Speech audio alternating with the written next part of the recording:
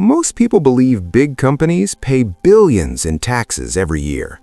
But what if I told you some of the largest corporations in the world legally pay little to nothing, while making more money than entire countries? This isn't a conspiracy, it's not illegal, and it's not hidden. It's a system. A system built on complex rules, global loopholes, and strategies so effective that only the biggest players truly understand how to use them. While small businesses struggled to keep up with tax bills, multinational corporations are quietly moving profits across borders, reducing what they owe, and sometimes avoiding taxes altogether. So how do they do it? How can a company generate billions in revenue and still report almost no profit? And more importantly, who allowed this to happen? Because once you understand how this system works, you'll never look at corporate taxes the same way again. At first glance, corporate taxation appears straightforward. Governments set a fixed tax rate, companies earn profits, and then a percentage of those profits is paid as tax. Logically, the largest corporations, generating billions in revenue, should also be paying billions in taxes. But that assumption quickly falls apart when you examine how taxation actually works in practice. The most important detail is this: corporations are not taxed on revenue, they are taxed on profit. And profit is not a fixed number. It is an accounting construct that can be adjusted, reduced, and strategically managed. This flexibility is where large corporations gain their advantage.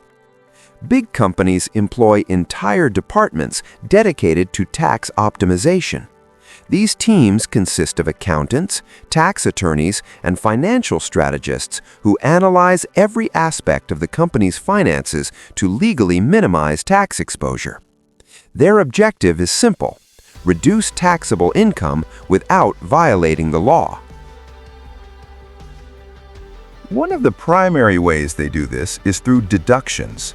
Businesses are allowed to subtract legitimate expenses from their revenue before taxes are calculated.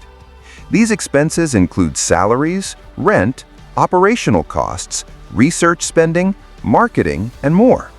By maximizing these deductions, companies can significantly lower their reported profits. Another layer of complexity comes from depreciation.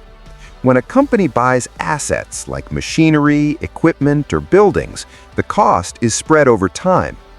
Tax laws often allow accelerated depreciation, meaning companies can write off large portions of these costs early, reducing taxable income in those years. Tax credits also play a major role. Governments offer incentives for activities such as research and development, renewable energy investment, and job creation. While these incentives are designed to encourage growth, large corporations are particularly effective at leveraging them to reduce taxes.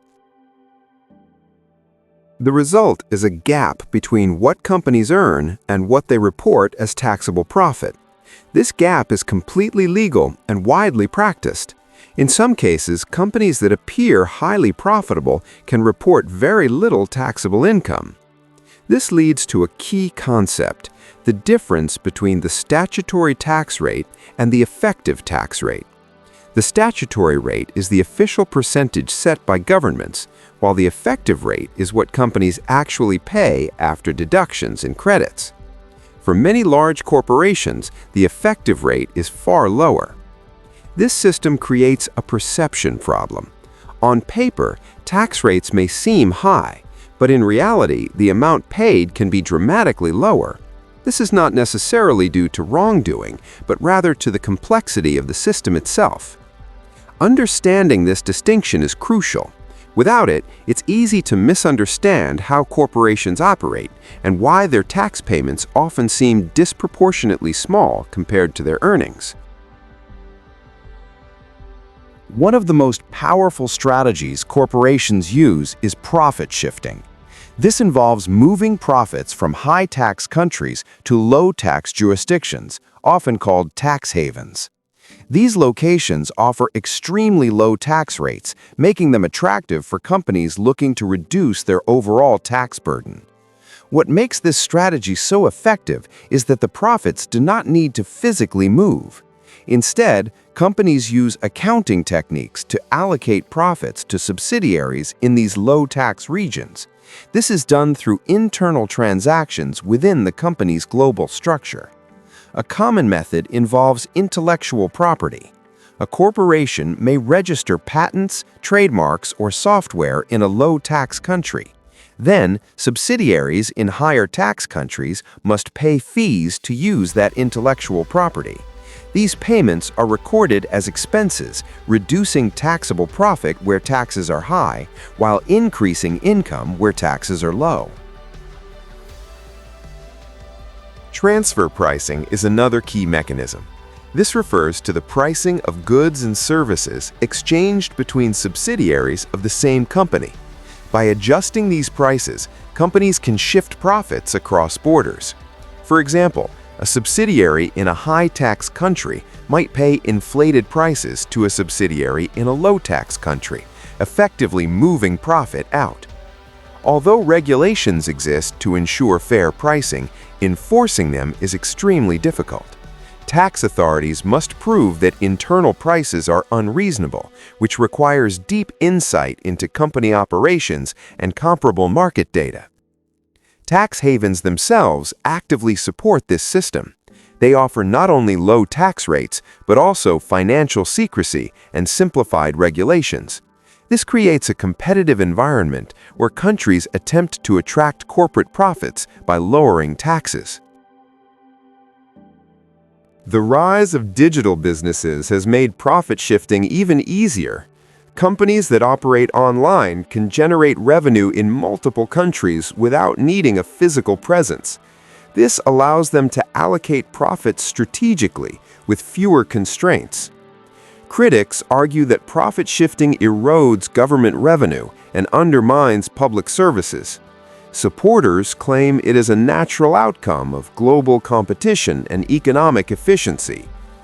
Efforts to address profit shifting have led to international initiatives aimed at increasing transparency and setting minimum tax standards. However, implementation remains uneven due to differing national interests. Ultimately, profit shifting demonstrates how corporations adapt to a globalized economy. While the rules are still largely national, businesses operate internationally, creating opportunities to exploit differences between tax systems. Beyond global strategies, corporations rely heavily on domestic accounting techniques to minimize taxes. These methods are embedded in tax codes and accounting standards, making them both legal and widely used. Depreciation remains one of the most significant tools.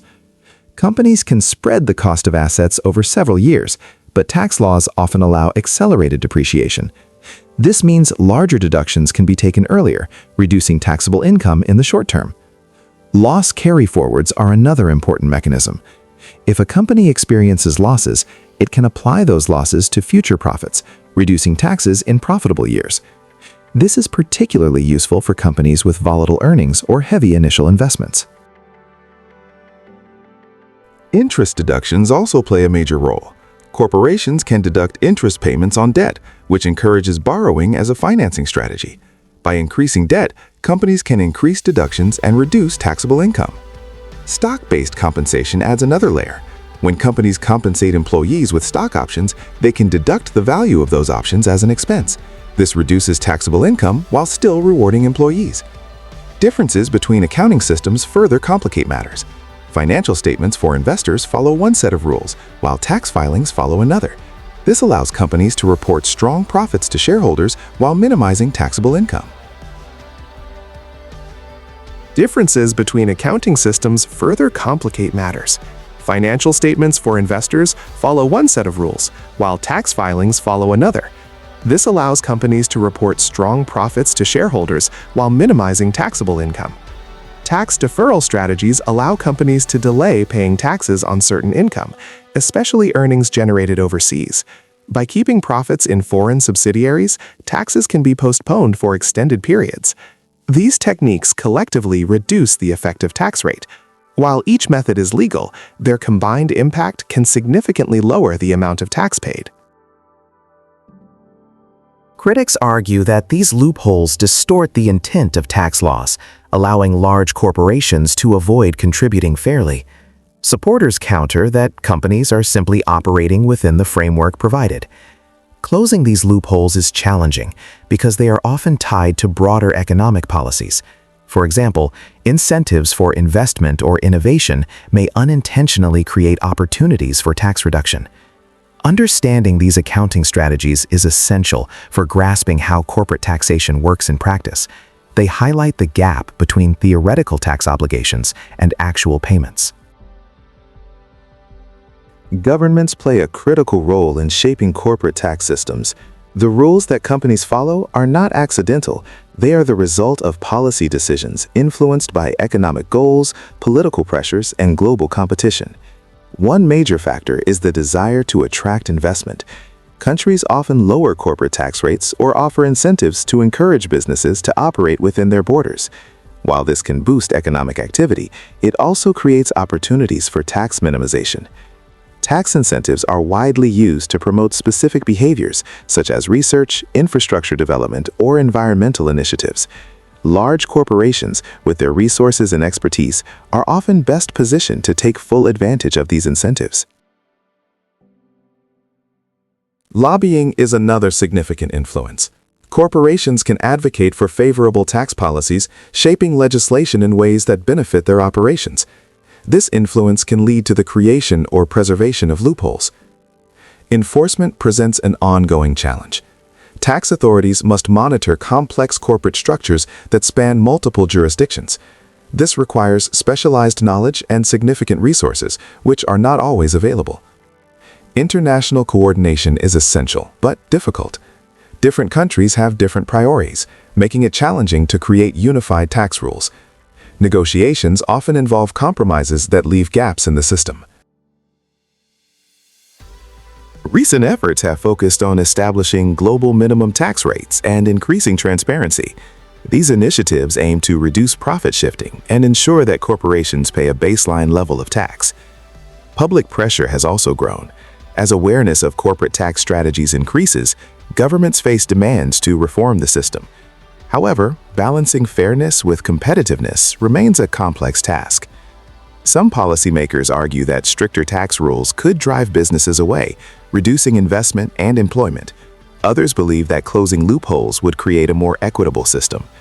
Ultimately, corporate taxation reflects a balance between economic growth and revenue generation.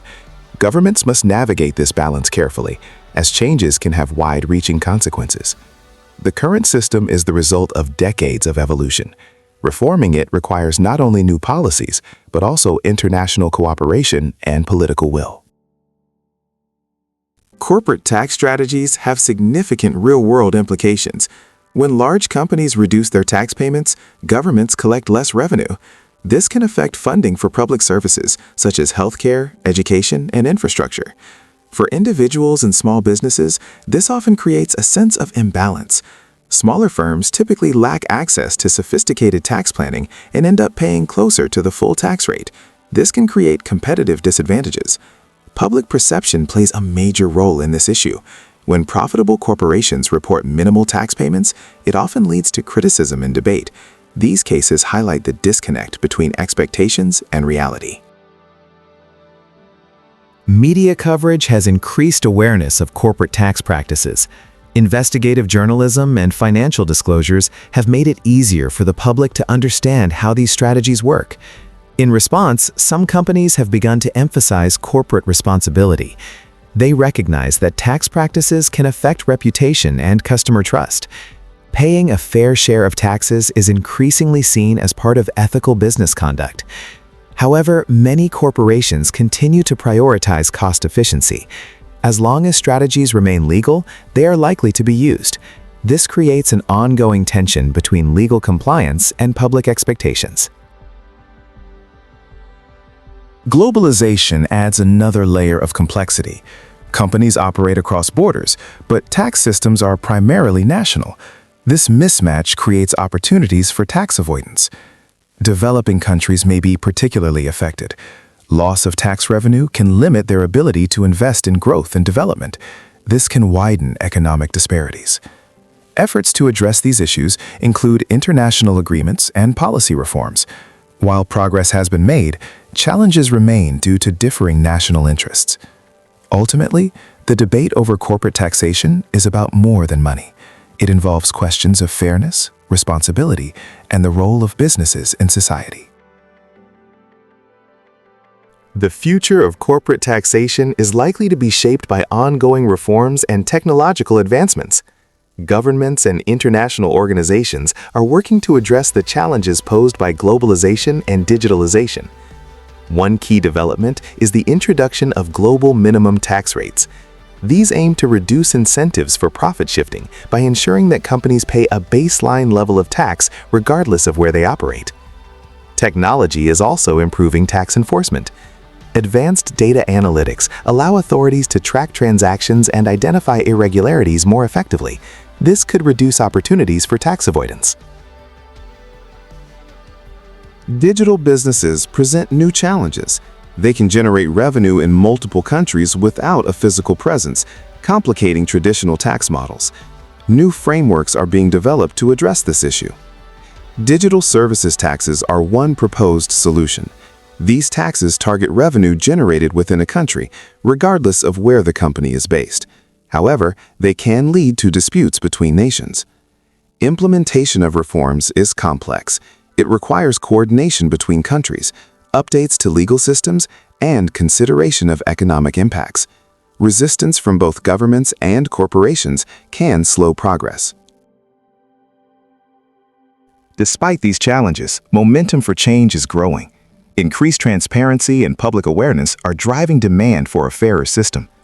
The goal is to create a tax framework that balances efficiency, fairness, and economic growth. Companies should be able to innovate and expand while contributing appropriately to public finances. In the coming years, corporate tax strategies may evolve as new rules are introduced. Companies will continue to adapt, just as they have in the past. The truth is, big companies aren't breaking the rules, they're mastering them. Every deduction, every loophole, every offshore structure exists because the system allows it. And as long as those rules remain, corporations will continue to play the game at the highest level. But this raises a bigger question. Is the system working the way it was intended, or has it been optimized beyond recognition? Because while these strategies may be legal, their impact is real. Less tax revenue means tougher decisions for governments, more pressure on smaller businesses, and a growing debate about fairness in the global economy. And the reality is, this isn't going away anytime soon. As long as money moves globally, companies will find ways to move their profits with it. The only question left is whether the rules will change, or whether the game will just keep evolving. If you found this insightful, make sure you stick around, because the next video might completely change how you see money, power, and the systems that control both.